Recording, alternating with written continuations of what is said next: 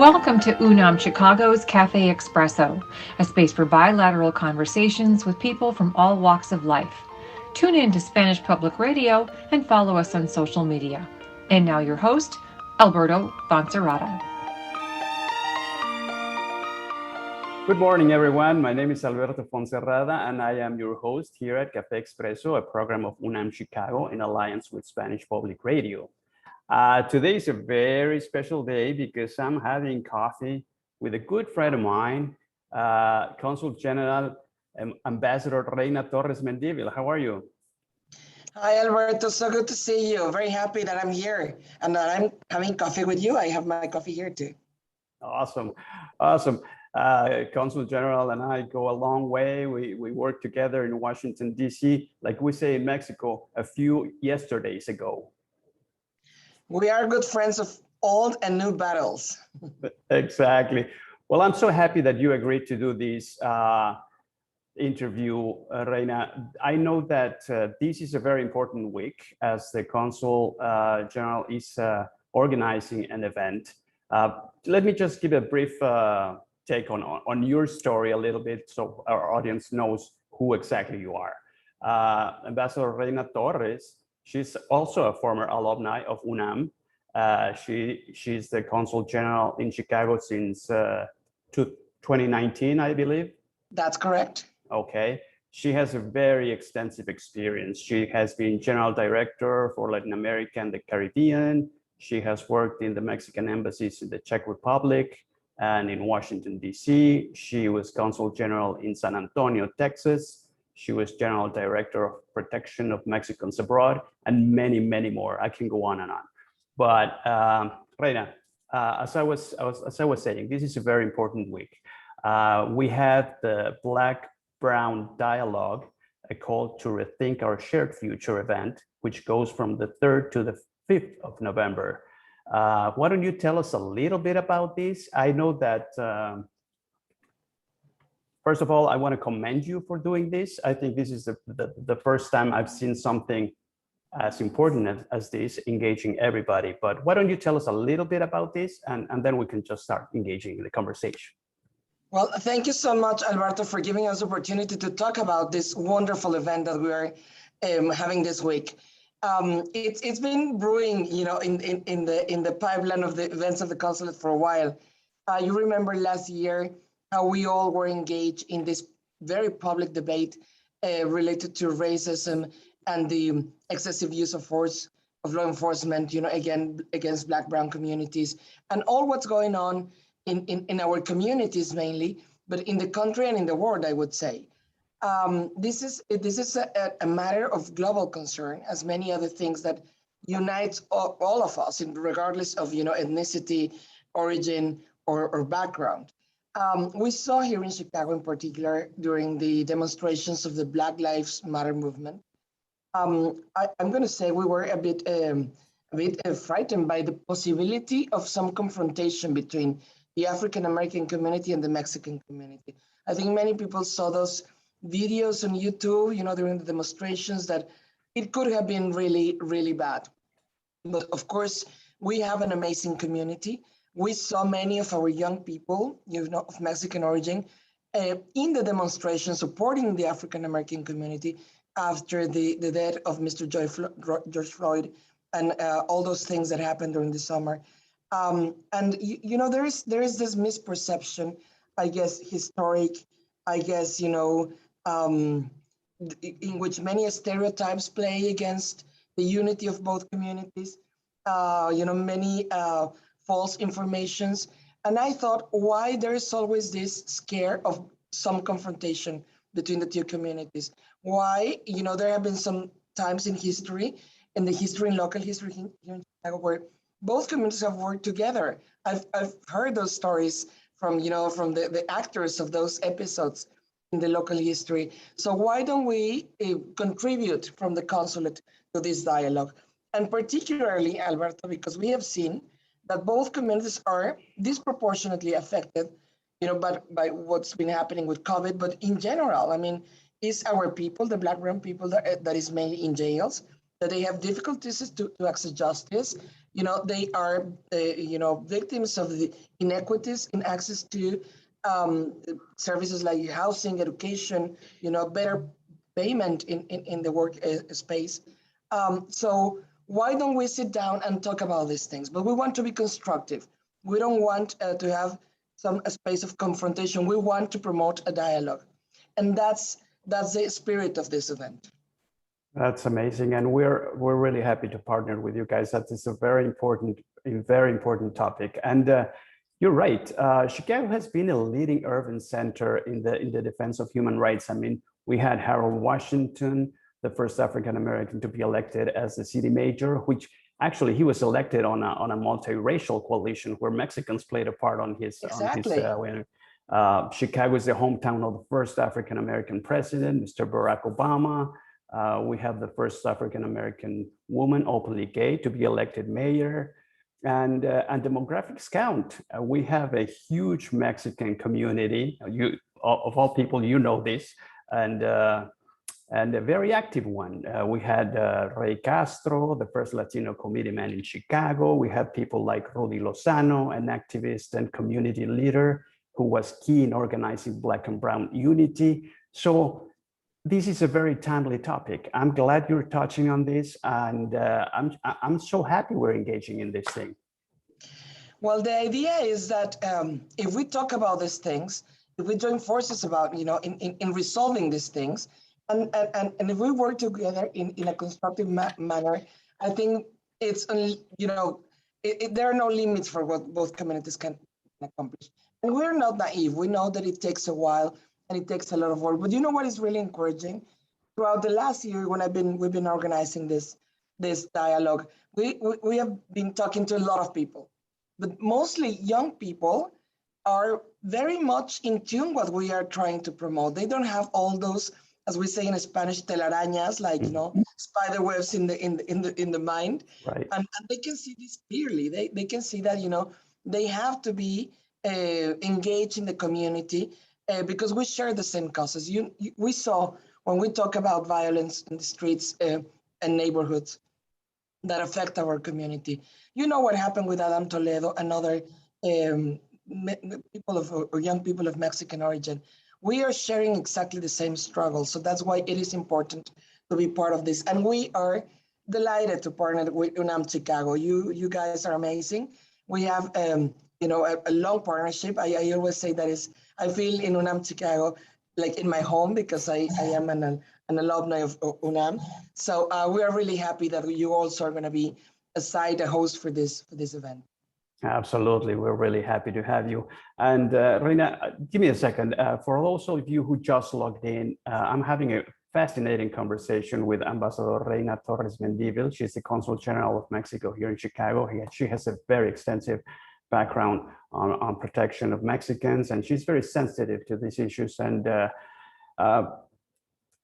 why don't you walk us a little bit on what the event is the structure of the event? I know that there's going to be a lot of people. There's going to be some messages from some public officials, but is there kind of like a structure? I know that there's an artist component, and where UNAM is also participating, artistic components and all that.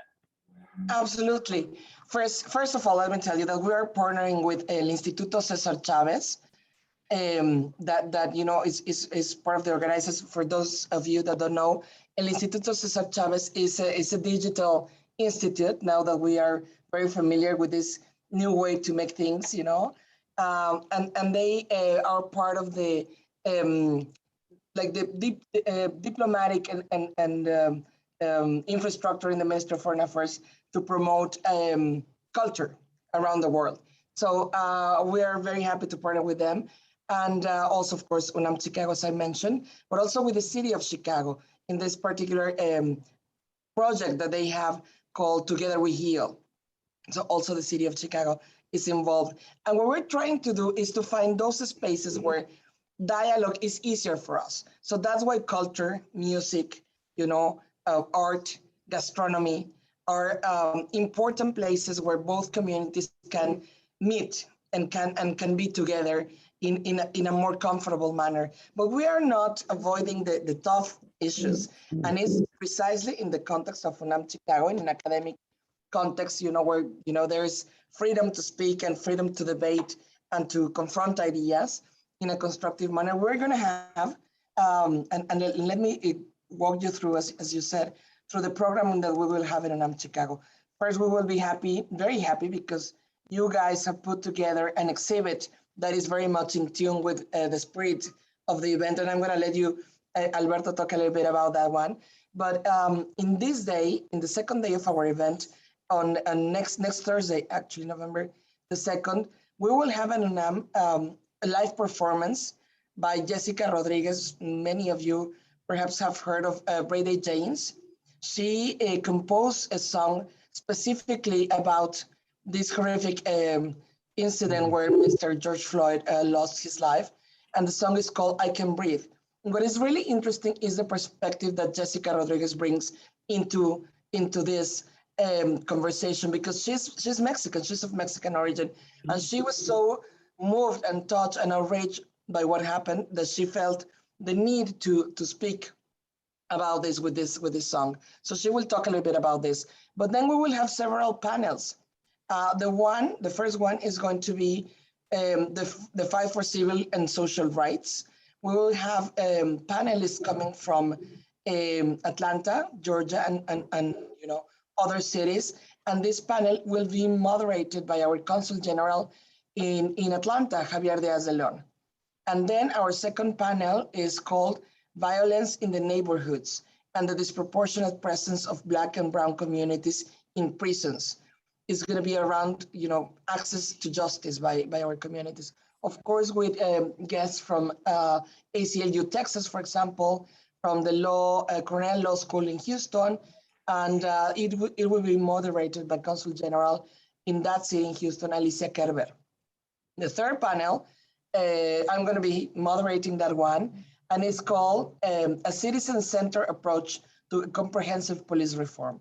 And we will be really, really constructive in this approach. We will have good practices from other cities, like the city of Detroit. We will have a councilwoman coming from Detroit, but also the deputy director of the Michigan State Police. So the idea would be to discuss how can the community, how can we have a citizen approach in what's going on in our neighborhoods, trying to find solutions. And the last panel that we will have at UNAM Chicago, it's a beautiful one. We're partnering with the Consulate of Israel in this particular panel, and it's a community and interfaith event called Healing Historical and Recent Wounds. It's about a very specific project that the Consulate of Israel has launched called Natal with Pastor Chris Harris of Bright Star Church. And the idea is, how do we address the emotional consequences of the violence that we have in our neighborhoods? How do we address the human aspect of our young communities that are going through the fear and the uncertainty and all the consequences of what we have seen that come from hate and hate speech and as I said, violence. So it's going to be a very rich day in debate, ideas. All those people that can come and visit. Of course, we are being very careful in terms of COVID protocols. But for those that cannot come and join us at UNAM Chicago, this is going to be live streamed in your platform and in our platform as well, in our Facebook platform. So I'm really looking forward to the ideas that are going to be debated that day. And we will have a beautiful exhibit. We're closing with the inauguration of that exhibit in UNAM Chicago. Absolutely. I got to make my pitch. Thank you so much. I'm eager to participate in this program. I think it's a very comprehensive. You're covering all sides, all aspects of the issue, and we definitely will be making noise. But yes, this is my pitch to the exhibit on the day we're hosting at UNAM Chicago, which is Thursday, November 4th. We're going to have the exhibit of Life 2021 by Anthony Wolf. Anthony Wolf is an amazing painter. He's a brilliant artist who has been self-taught. He has created a name for himself by showcasing his different pieces in local venues, and this is an exciting guy that you're going to meet. So we're excited about that aspect of the program too. So Reyna, is there anything we left behind? Do you want to add, or? Yes, let me tell you, this is going to be a 3-day event.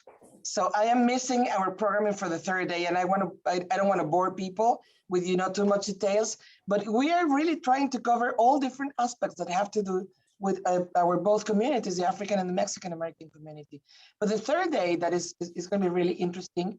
We will have a specific panel on violence in, how can I explain that? Not violence, sorry, but with how do we deal with leadership, promoting leadership in our communities to address issues like violence. We will have, how do we empower? We will have a panel on empowering our communities. And what is really fascinating is that we're going to follow the example that Latino Policy Forum has set for us. They have a very important and groundbreaking program of leadership, multicultural leadership in our communities. They put together a group of leaders to address issues, as I mentioned, like violence and equity, and to resolve very simple issues in the neighborhoods, from how do we make our neighborhoods cleaner, to very tough issues like gun violence, for example. So we will have that one, empowering new leaderships is called, and then we will talk about those things that we all have seen during the last year, the multifaceted and shared disparities that our communities face. We will have panelists like Jorge Mujica, for example, everybody knows that he's an expert in labor issues, and also some officers from the county that have partnered with us in addressing the issue of COVID. And we will end with a very, very positive and interesting panel. And I like this one a lot, because many people think that Mexicans and African Americans are good for certain things, and not many people consider them as good leaders in the business community.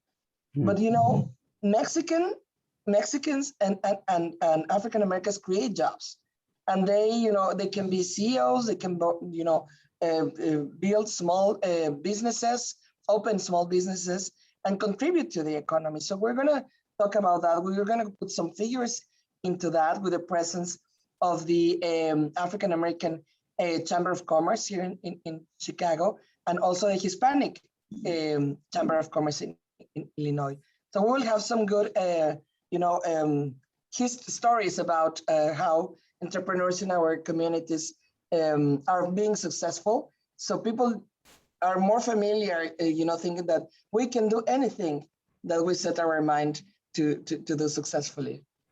That's wonderful. And I'm glad you touched on that, because actually the previous Café Expresso, I devoted it to entrepreneurship of Latinos, and I interviewed Jaime Di Paulo. So yeah, there you go. We're in sync. So, well, that's wonderful. Everybody stay tuned this week for Black-Brown Dialogue, a call to rethink our shared future, which goes from the 3rd to the 5th of this week. And I don't think we left behind anything. So we're really looking forward to it. And thank you so much, Reyna, for allowing me to do this interview with you. It's always a pleasure, and we will see each other soon, I'm sure. So we will see. I want to see everyone in the dialogue. It's going to be fun. We're going to have gastronomy, music, art, and interesting conversations. So join us, please. Thank you very much, Reyna. My name is Alberto Foncerrada, and I am your host at Café Expresso, a program of UNAM Chicago in alliance with Spanish Public Radio. Until next time.